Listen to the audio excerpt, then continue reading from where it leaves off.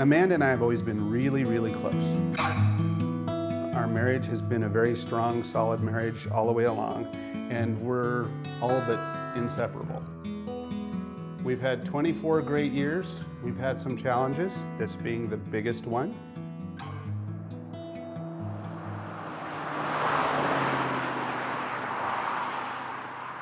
Amanda was going down the 115. There was a guy in an F-350 who was going so fast, and there was an oncoming car. He just slammed on his brakes and yanked his wheel over, which spun her car right into the oncoming traffic. My mom screamed. I looked over to the side and I saw my mom, and she was completely unresponsive. My whole world just turned upside down.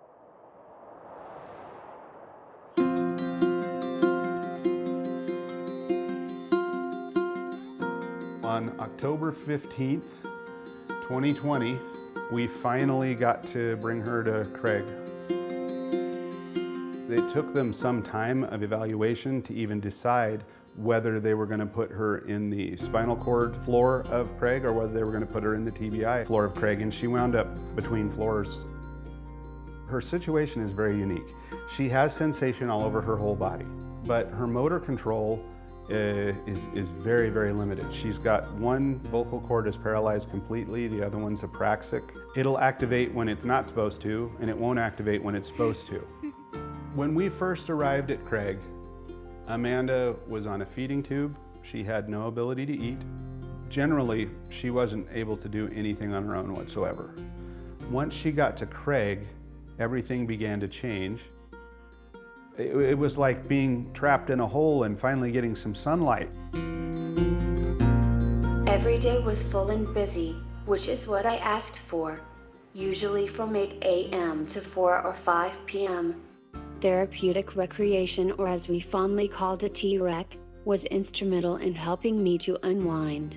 They always made sure each project was to my liking.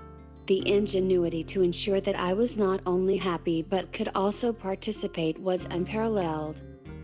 The driving division made sure that hubby and I were not only aware of all our options but that we were not ever alone in navigating the road ahead. These are just a few of the amazing staff. Our house is a ranch. There were concrete steps up to the front, and there was a deck in the back, no disability functionality whatsoever. Our house had had a few issues. The floor was a little sunken in a couple places.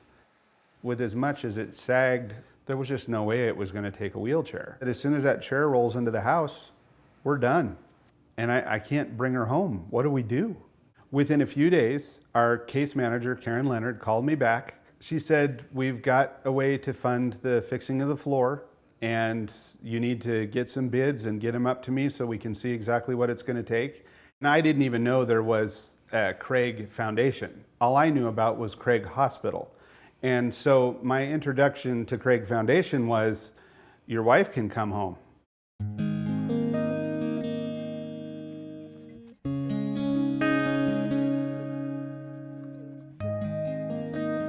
It would have been devastating if we had not been able to have the help from Craig Foundation that we got. Our home situation now is most of the time actually pretty joyful and happy. She honestly makes the entire house brighter. She makes it way happier.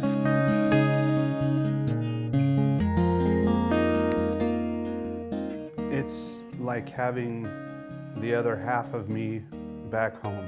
It's so much better than not being able to have a conversation with her in the morning or at the end of the day, and just having my life partner with me.